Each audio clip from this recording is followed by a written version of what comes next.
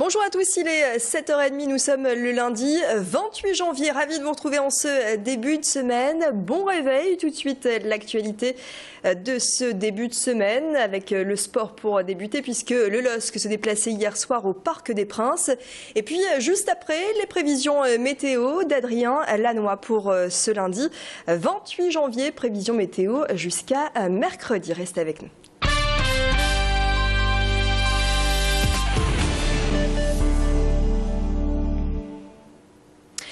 Et le sport et le foot pour débuter ce flash avec Lille qui clôturait hier soir au Parc des Princes. Je vous le disais, la 22e journée de Ligue 1. Les nordistes ont rencontré le Paris Saint-Germain et signent une défaite avec un score final de 1-0. Du côté lillois, Dimitri Payet a été le joueur le plus offensif de cette rencontre. Son coéquipier Ronny Rodelin s'est vu quant à lui refuser un but. Le classement de cette Ligue 1.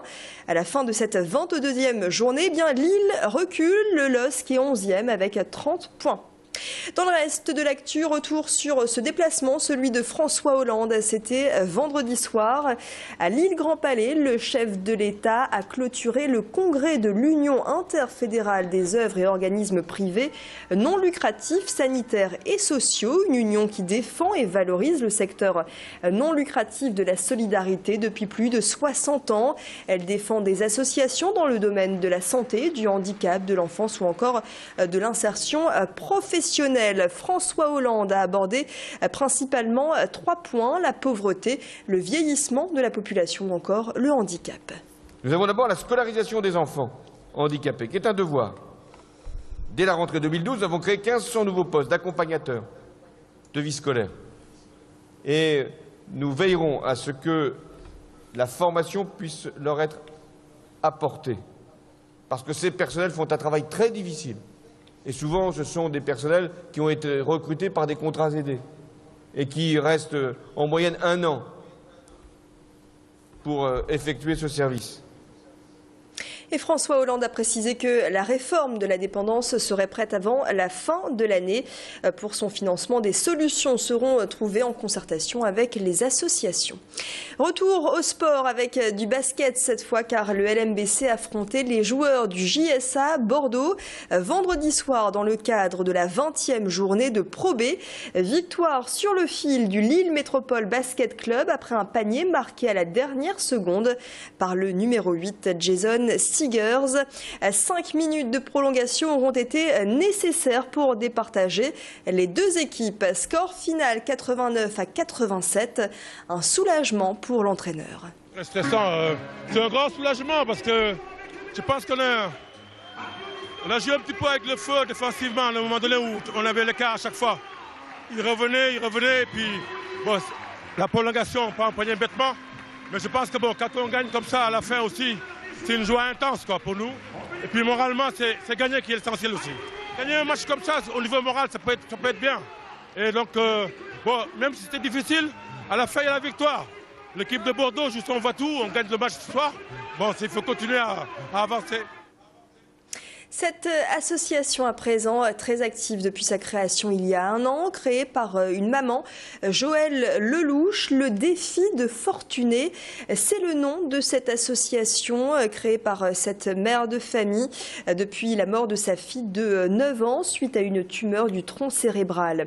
Les fonds récoltés par l'association ont permis l'inauguration d'une nouvelle cuisine au sein du service neurochirurgie pédiatrique de l'hôpital Roger Salengro.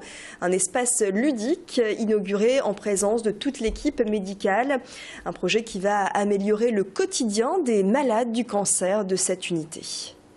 J'ai passé 9 ans de ma vie, je vais dire, entre Oscar Lombré, Roger Salengro, Jeanne de Flandre, Hurier. Je les ai un petit peu tous faits.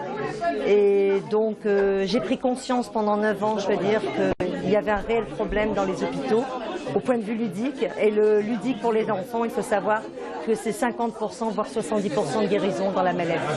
D'ailleurs, j'ai écrit un livre qui sort le 14 février, qui s'appelle Donner de la lumière, c'est l'histoire de Fortuné, et qui est un état des lieux de 9 ans d'hôpitaux.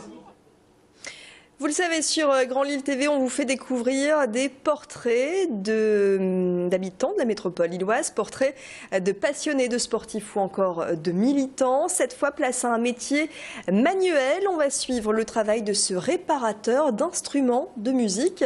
Le portrait est signé Mathilde Espinasse. C'est ici qu'il répare, entretient, cajole ces instruments à vent. Un métier rare dans lequel beaucoup ont du mal à se lancer. C'est pourtant ce qu'a fait Virgile Varroquier.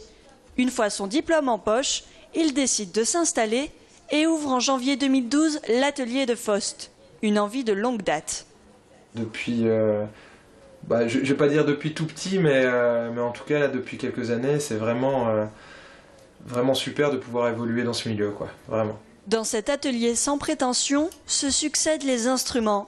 Et un par un, c'est avec ses doigts et quelques produits qu'il leur redonne une seconde jeunesse. Le bouche à oreille fonctionne et Virgile ne regrette pas cette aventure. Alors un bilan positif, d'ailleurs on est en train de s'agrandir, voilà, passer en vitrine. Et puis aussi un bilan moral qui est très positif aussi, parce qu'il faut être bien entouré. Et ici je suis entouré de famille et d'amis, donc c'est vraiment le top.